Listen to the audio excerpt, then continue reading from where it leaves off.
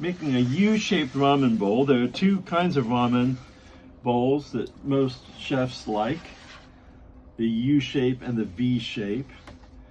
Both of them are designed to have top layer space for the decoration on the top of the soup. And so it needs a wide open mouth for all that yummy pork and vegetable topping on the ramen. The U shape means there's more volume to the soup. The V shape means there's less volume to the broth, but plenty of surface. You have a choice. Sometimes the U shape ends up being a faux, which is also quite tasty. This is 2.5 pounds. It's gonna look big when I finish it, but all these pots will shrink by 15%. And so any pot you make needs to look a little too big, because by the time it shrinks in the drying process, and then it shrinks in the biscuiting process in the kiln, and then it shrinks a third time in the glazing process, quite a bit in the glazing process, as the clay melts into itself, the final product looks a lot smaller than what came off the wheel, and also a lot smaller than what went into the kiln. All right, so this has been nicely massaged. You know, I did good wedging.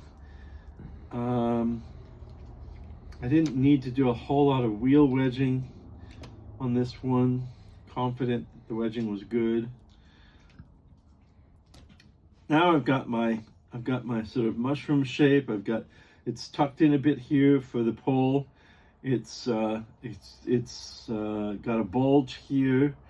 It's got an indent for my thumb here that will be where the finger goes to open it up, or the thumb, or the two thumbs. And now I'm gonna just deepen that thumb mark and slow the wheel down, and lots of water, go down in and open it up. And then stop, because it was getting dry and it was dragging on my fingers, so needed a lot more water. Now I'm gonna pack the bottom of the clay, the bottom of the piece, the floor, because by packing it, it makes it less likely to have an S crack when it's drying or firing. You want to compress that bottom of the pot, especially the middle, the very center inch needs to be deeply packed with your fingertips. And here's where you're deciding how you want the floor. Because this is going to be a U-shaped bowl, I want the floor to be U-shaped. If it was more of an angular pot, I might want the floor flat. But I'm going to give the bottom of this pot a nice little bowl shape, but I'm still going to leave a 1/2 inch of clay under that, because I want a 1/2 inch foot, so that the pot lifts off the table when you're looking at it. Pottery is at the base. Pottery is lines in the air. So the beauty of a pot is the lines it creates in the air. And when you could finish a pot and have a tiny foot, a short foot, and it doesn't have beautiful lines because it doesn't lift off the table. So now I'm going to bring this top part back in. I'm going to beehive it a little bit and pull that up with my fingers. This is my first pull. This was a claw pull, so it was squeezing these fingers together and this finger with a sponge supporting it. That first claw pull is a deep and thorough pull. Now I'm going to get a little bit less aggressive with it because I want to be more careful. Lots and lots of water. Slowing the wheel down a bit more. Doing another pull. I stopped the pull 1/4 inch before the top to preserve that thick rim. Because I want a thick rim, because as I bring the pot out, the rim will, when the rim gets bigger, it gets thinner automatically.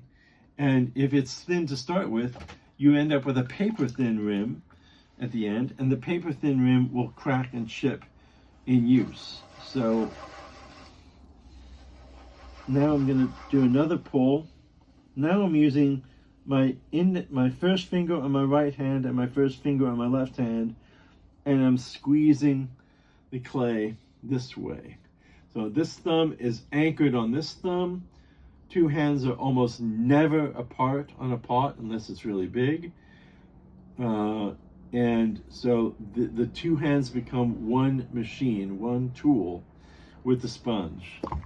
Sponge is there to make sure it's never dry, because if it dries, the clay will catch your fingers, usually just one part of the clay as it spins, and throw the whole pot off center. Lots and lots of water at this point. Defining the foot with my finger.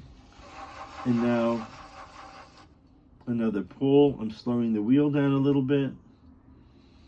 I'm bringing it up. I'm not messing with the top part much. I'm going to do another pull.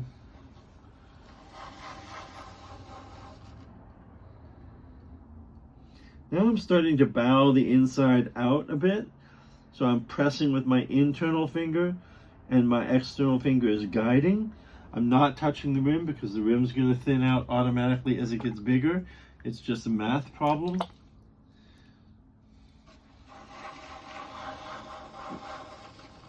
Now I'm like this, so my two hands are one tool, and I'm going to start at the bottom, and I'm going to again be thinning, but while I'm thinning, I'm guiding the shape, the line in the air of the pot with my internal fingers. And then I'm not thinning the bottom. So that's pretty much the ramen U-shaped bowl. Now I'm going to kind of get that bottom inside taken care of. Nice to have a music soundtrack.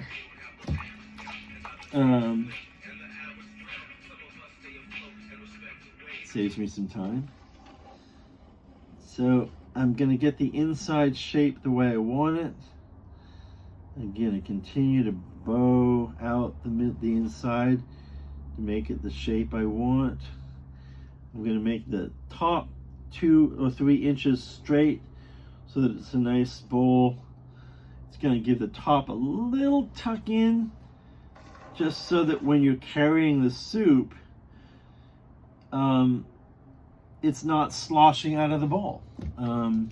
If it's perfectly straight, the soup could spill, but if it's slightly conical, the soup will slosh but not go over the bowl. And as I age, I have to be careful about that. I'm going to take a rib, which is called a rib because in early pottery, it was always the rib of an animal, because the rib of an animal has a perfect curvature thanks to nature and nature's design. So I'm going to use a rib. I'm just going to touch the inside with the sponge on the outside to make sure I really have a true slope and no bumps.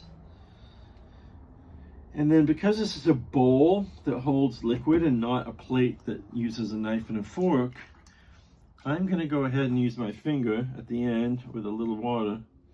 I'm going to use my finger and I'm going to just do a quick spiral in which my fingers are moving faster than the wheel. And that's the only way to make a spiral, is your fingers to move faster than the wheel. If you don't move faster than the wheel, you end up with a circle and not a spiral. But again, that's math. I might also touch the outside a little bit.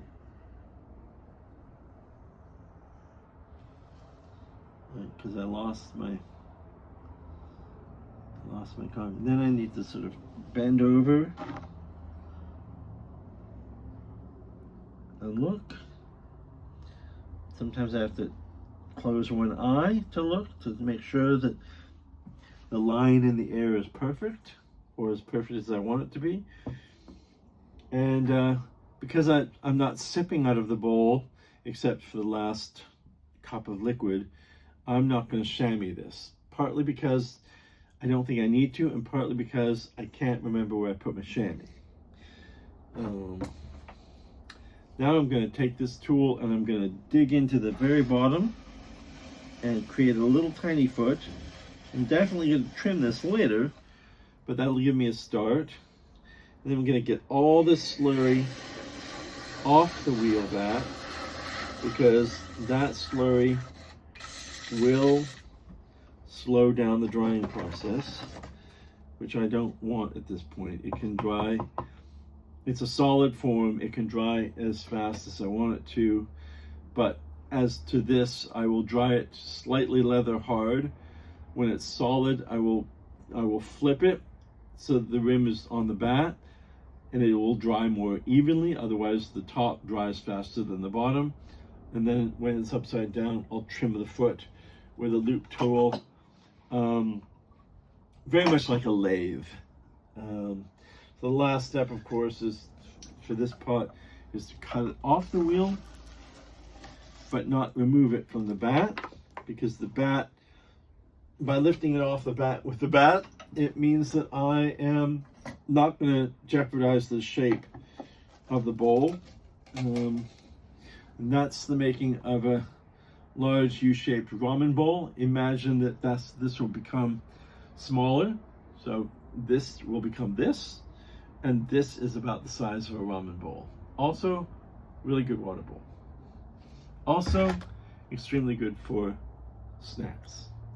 All right, that's it. A bowl, serving bowl, ice cream bowl, ramen bowl.